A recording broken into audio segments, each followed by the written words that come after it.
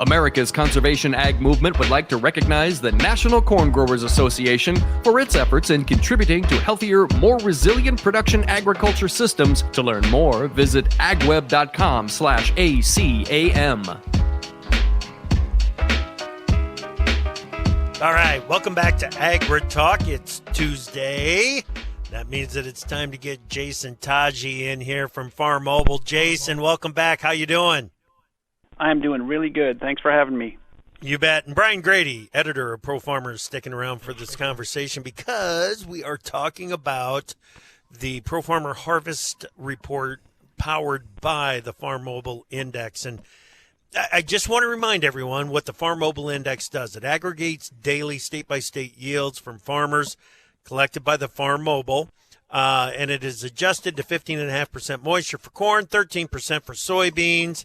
And Jason, we're getting more and more data coming into the system, and that only means one thing: these yields on a state-by-state basis are getting closer to accurate. Yeah, and we really see a lot of variability in the corn. I don't think that's a surprise to anyone, but that's the one that's really standing out here. I can walk through some of these numbers if that seems like the right thing to do here. Yeah, so can you start with Iowa for me? Because this Iowa number has been a real head-scratcher for me. It has been. And so, we're up 1 bushel, so we're at 149 right now, what we're seeing, which is up 1 from our report last week, but it's, still well off of the USDA's number of 186 that they put out here in October, I'm sorry. And so we're still, 30-plus bushels off in that one. That's making everybody's head scratch a little bit. And the interesting thing is that if we look at Iowa beans, the Farmobile Index is coming in two bushels over what the USDA number is at 58 versus a 56. So, when you look at that, those numbers are right on. It's just this corn number that seems to be a real head-scratcher for sure. Brian, when you were out on crop tour, you knew that Iowa was going to be a tough one to figure out. Oh, definitely. It was. I think we were in line for a great crop, and then August 10th, the derecho ripped through the state and took the heart out of the center part of the state, and that's really the one that you don't know. I guess until all's said and done, how much of that corn, one was even harvested, and two, what the yields were on it, and it just raises a lot of uncertainty in a year like this. Well, and no rain in August, or very little rain in August, and the first part of September hurt it too. Right, we took away more bushels by the drought than we did by the derecho. It's just that I think we could have probably quantified the drought a little bit better than we could have with the derecho. Because I guess we have a little bit of history with droughts and impacts like that. We don't have necessarily as much history with derechos, and like I said, how much is going to be harvested at what level. The yields will be when it is harvested, harvest loss, all those types of things on those unknown acres. Right. Jason, I jumped right in there to go to Iowa. What else do you want to look at from the data that's coming in? I think there's 2 other states to keep an eye on, and that's Missouri and Nebraska. Those 2 are coming in. We've got Missouri coming in at 147 versus a 167 from the October USDA number.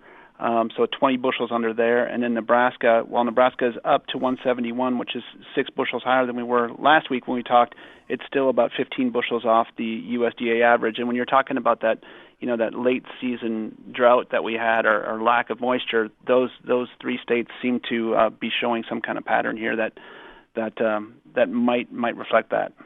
Yeah, and I know when Jeff had his team out there on crop tour, the attitude was at the time that the dryland corn had built really good yield potential, but it needed some help to finish off. And Jason, it might just not have gotten the help. Yep, and the temperatures were pretty warm as well. Yeah, exactly. Over to the Eastern Belt, Jason. What are you seeing over there? That looks really pretty good. We're seeing Illinois coming in at 205, and we're seeing Indiana state average at 193. Those are both above USDA our October numbers by 5, +5 in Illinois and +4 in Indiana. I think when we go to the beans, though, the beans is a story where we're seeing every single state that's reporting right now ahead of the October USDA numbers. And so in Illinois, we're seeing it around 73 versus a 60. Indiana, we're seeing at 80 right now versus a 60. Iowa is at 58 versus 56 is for the October USDA number. And so we're seeing every one that we track here is ahead, either quite a bit ahead or slightly ahead on the beans as of right now. Yeah. Brian, that bean crop, I mean, we knew that it had huge potential in that third week of August. It just needed some help to finish. And this is sounding like a little like maybe it had more help than what we thought or what USDA thought in this last report. Yeah, and I've heard a lot of reports, harvest reports from farmers that say, they aren't the biggest beans in the world. In some cases, they're just little BBs, but my goodness, are there a lot of them out there. And it was incredible this year's soybean crop when we went through our crop tour. The uniformity of pod counts, like nothing we've ever seen before. Not only was it a heavily potted crop, but it was heavily potted from one end of the Corn Belt to the other. And so, we are finding in these harvest results that, boy, there's a lot of beans out there. Now, like I said, they might not be the biggest beans ever, but, man, they could have been a lot bigger probably with some August rains. Right. What else, real quick, Brian, what are you looking for from the index going forward? Well, I think Jason touched on it with the states that are key moving forward. And then on the soybean side of things, whether or not those yields do pull back from these initial numbers that we got. But we're far enough along in harvest now, 3/4 of the way on soybeans and 60% on corn that these are giving us really good indicators of what the yields are going to be.